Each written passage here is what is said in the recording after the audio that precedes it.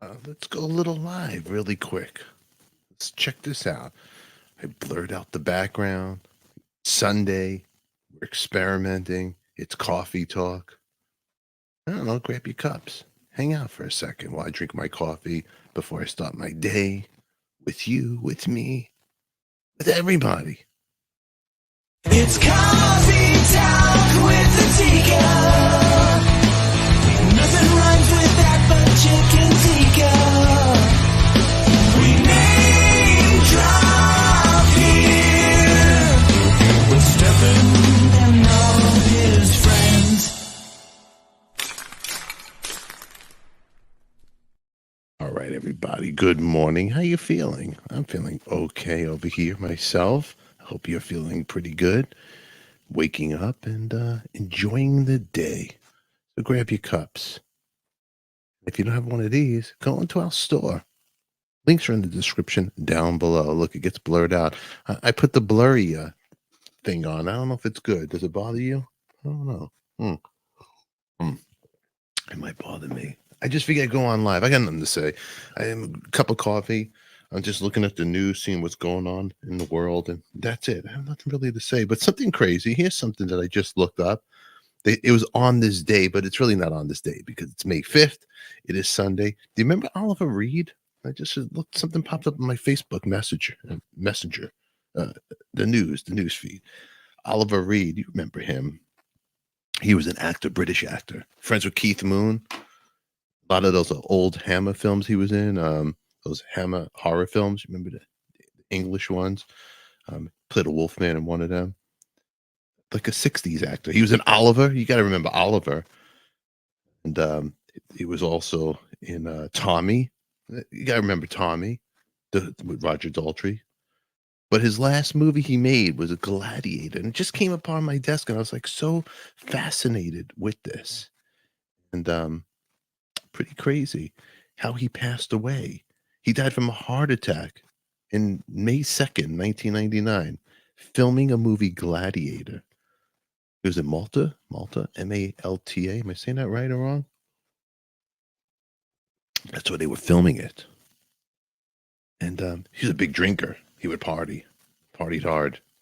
Anyway, I don't know why I'm even sharing this. It's not even trending in the news, but it just happened. It was fascinating. I thought it was fascinating the way he died. According to the Gladiator screenwriter, David Franzoni, I guess Oliver Reed had encountered a group of sailors from the Royal Navy fatigue.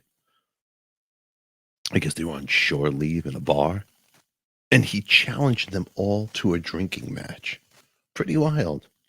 Gets crazy. I mean, he was one of the craziest. I wish I had a picture of him to show you guys to make it more intriguing, but I don't have time to do all the bells and whistles. This is just me ranting, and it's a little coffee talk. But pretty crazy. He challenged them all to a drinking match. I think the HMS Cumberland ship. And during the match, Reed felt ill. He collapsed. And then they tried to bring him back. Right there. But he died in the ambulance. And while en route to the hospital, he was only 61 years old. Crazy story. Apparently, he hadn't had a drink for months before filming. Everyone said he went out the way he wanted. But it's not true. It was very tragic. He was at an Irish bar and he was pressured into a drinking competition. He should have just left, but he didn't. He made a bunch of promises to Ridley Scott. And who's Ridley Scott? He's a filmmaker. Because he was making the film. Very Hemingway, very Earl Flynn, those type of guys, those guys, that era. It's like, oh, macho, drinking at the bar, And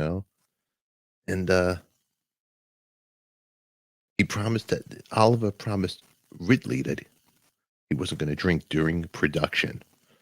Then Oliver worked around this by only drinking on weekends. Well, and the promise was a little, so the co-star, who was a friend of Oliver Reed, appeared in a film together. You could look it up. It was 1964, called The System. His name was David Hemmings.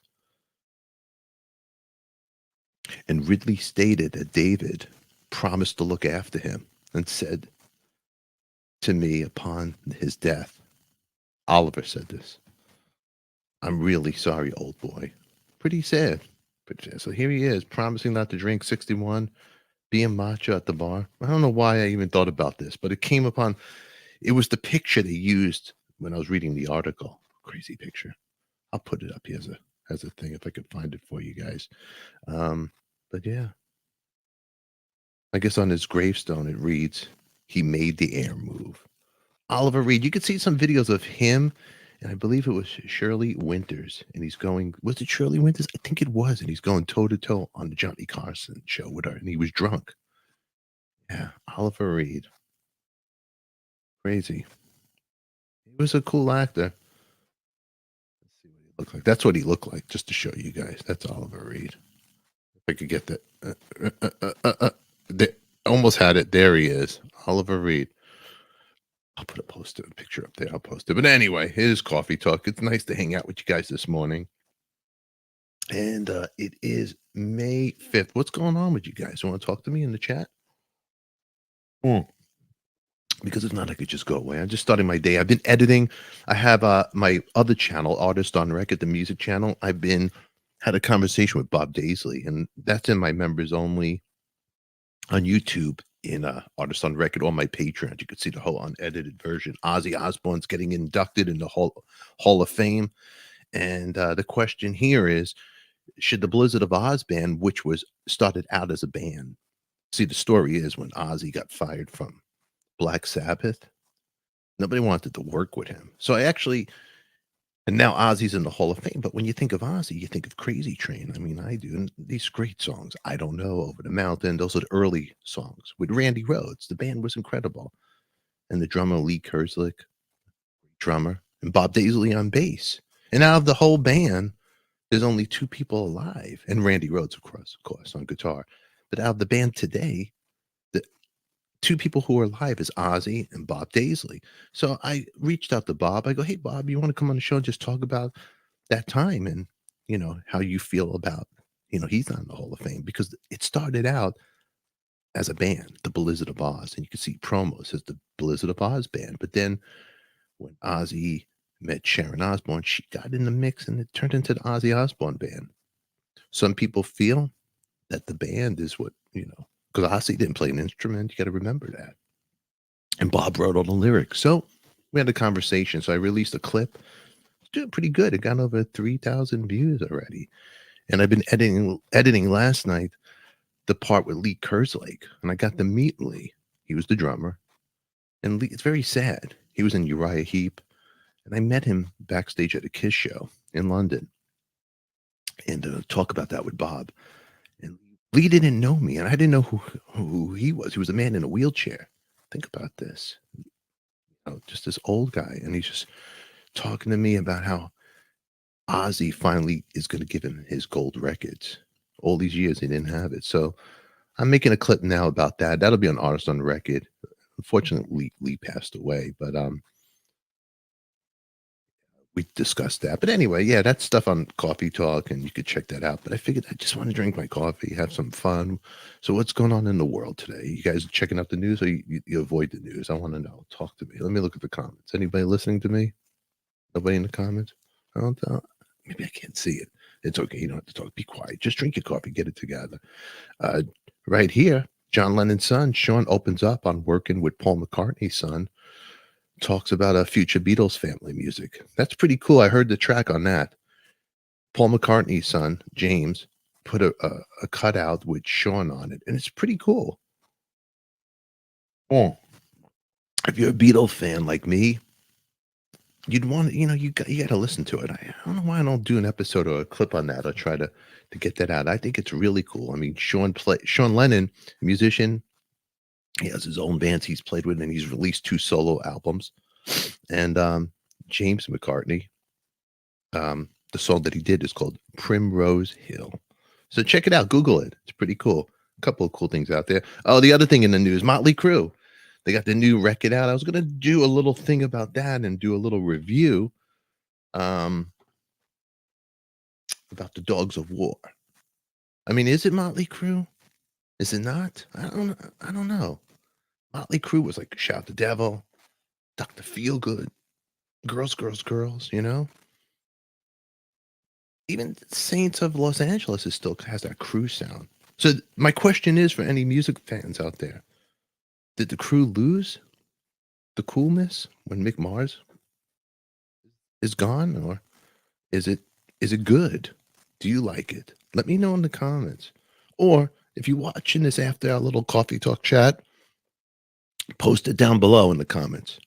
Is the Crue is Crue cool, or is it just a fool? Put it down there before. Crue. I don't know. Put it down. Let me know what you think. Vince Neil just played, and you could see him on Dr. Feelgood. Oh, the Wild Side song.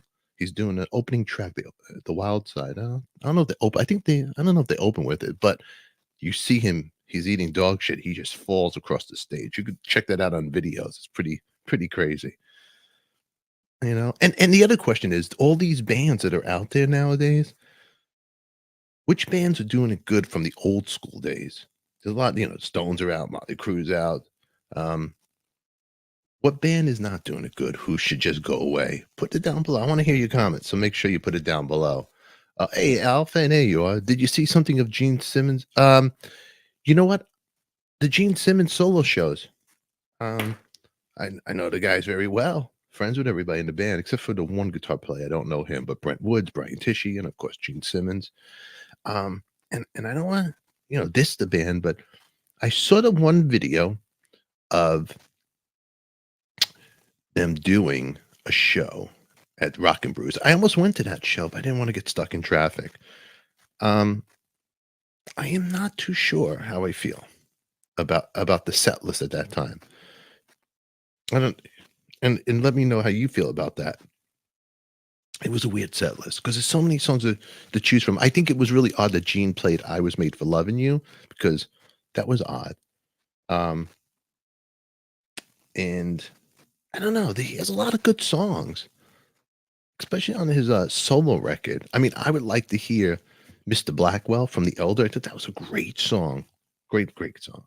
And I don't know, "Mr. Make Believe," very Beatley. Gene Simmons doing Motorhead. I mean, I love Lemmy and Motorhead, but I found it a little odd. Did you? Let me know. Put it down below. I mean, God bless Gene. The band is great. Brian Tishy on drums, and the great Brent Woods. Set list was a little weird. I think I'd like to hear more songs from the '78 solo record. Did he do any? I don't even know if he did. I don't know. Another sip on that. Check out my interview right here on this channel on Coffee Talk. Karen Conti. Karen, she John Wayne Gacy. She was his defense lawyer, but not to get him out of jail. Tried to get him off the death row. She has a book out, and we talk about the book, and I made a lot of clips. It's in my the full episode's right here in our members only club on Coffee Talk. If you're not a member, join. If you don't want to be a member, I'm not mad. Don't worry. But her book is pretty interesting. I actually was reading about well, I actually didn't read the book. I actually listened to it. But yeah, I think you guys might enjoy it. I liked it. I mean, John Wayne Gacy, crazy story. Man killed more than 33 victims. He's the guy that wore the clown makeup. He was friends with a lot of politicians in the area. But yeah, there's some back end stories. Did John Wayne Gacy have help? If you didn't see it, check out my episode with her. Karen Conti, lawyer, radio host. Her book is called "Killing Time with John Wayne Gacy." You might enjoy it if you're into the serial killer stuff. Full episode. I did 2 clips already. I did 3 clips. I did like a short clip, 2 clips. If you guys want to see more of it, I'll make another clip. Alf. What is Alf saying? Back to Kiss. He loves Kiss, Alf. A nice guy. Yes, I think he played a Kiss regular set list, except for a couple of covers, 2 rare. Yeah, I mean, it could have been a lot stronger. That's all I'm going to say. But the band sounds good, but the set list was a little dodgy, in my opinion. Maybe because of his new band or because he only will play. I don't know. I know they rehearsed, so it wasn't like he was playing it safe. And those guys could play anything.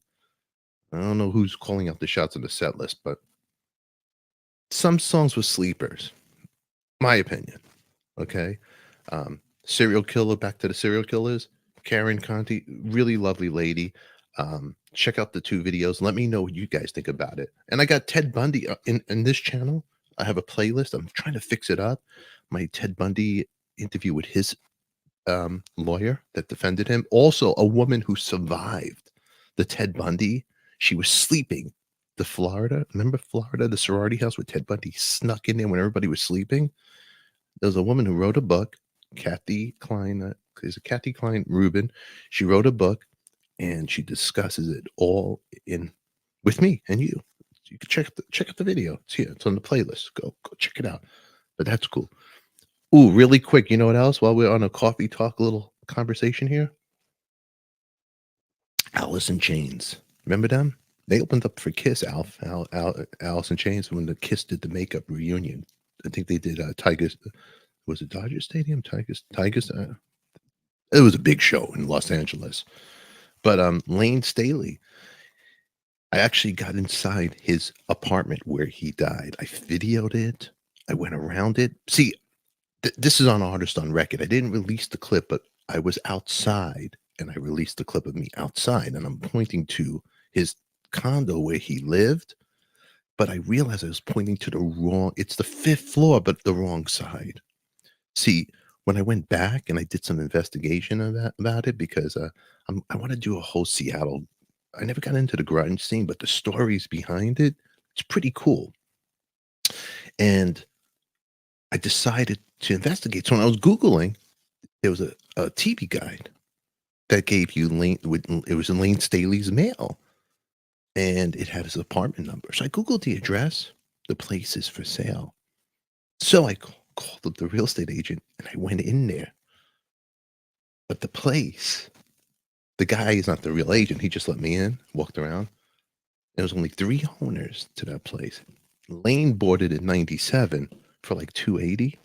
But the place now, they want like $850. Plus HOA fees are over $1,000. It's crazy, ridiculous. But anyway, we walked through the apartment. Spot where Lane died, and I'm going to make a whole video vlog about that and take you guys there. Pretty interesting. I'll put that on Artist on Record because I'm going to do rock and roll locations playlist.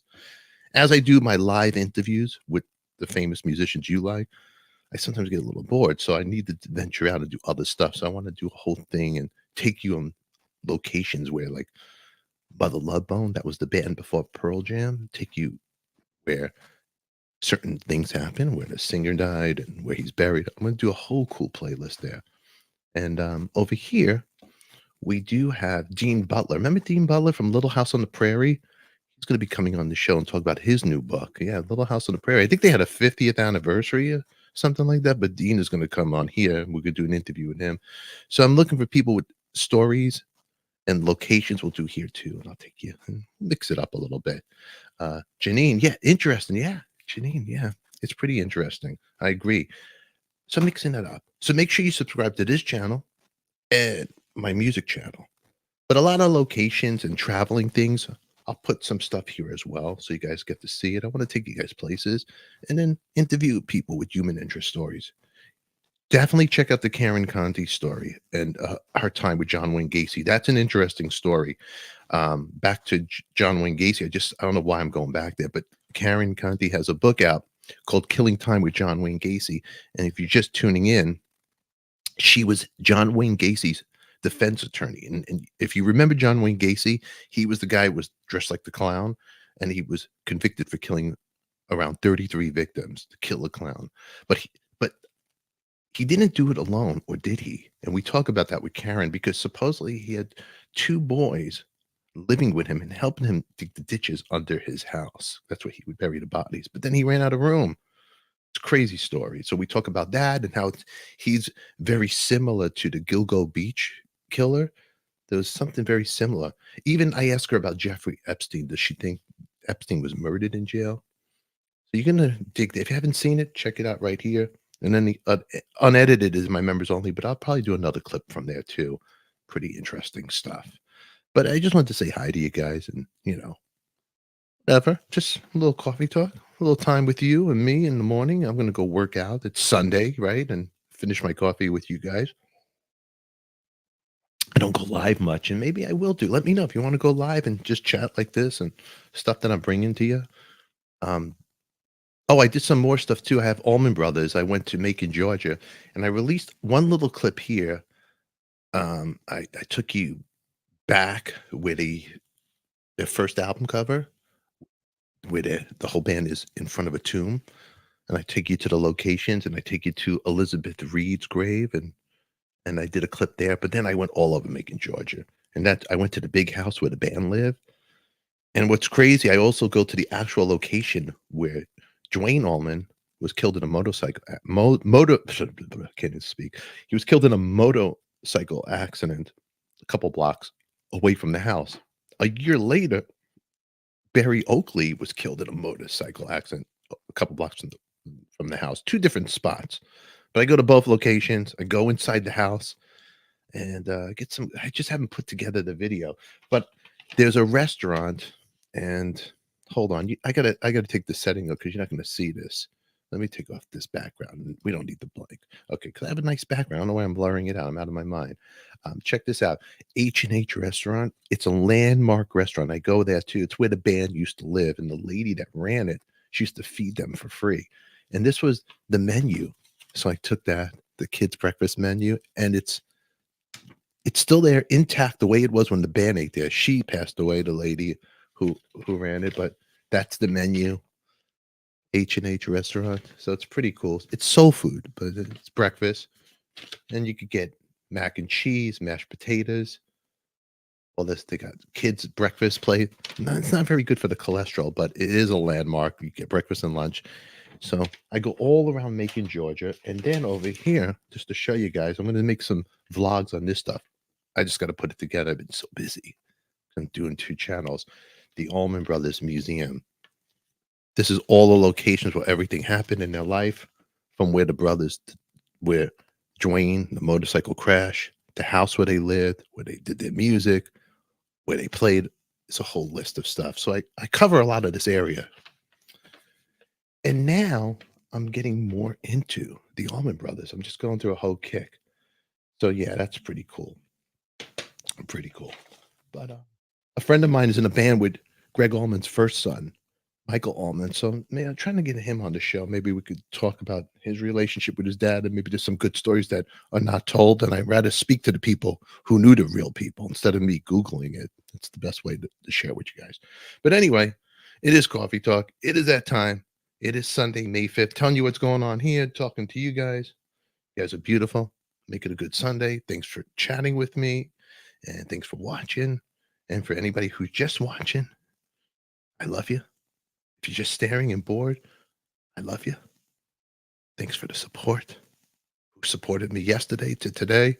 You're all beautiful. Until then, stay young, stay beautiful, and remember, who loves you, baby?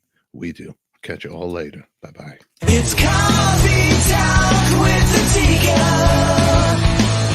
Nothing rhymes with that but chicken tikka. We name drop here with Stephen and all his friends. Before you get out of here, make sure you subscribe and hit the bell to be notified, and give us a thumbs up and comment down below. We always love to hear from you. Who loves you, baby? We do. Thanks for watching.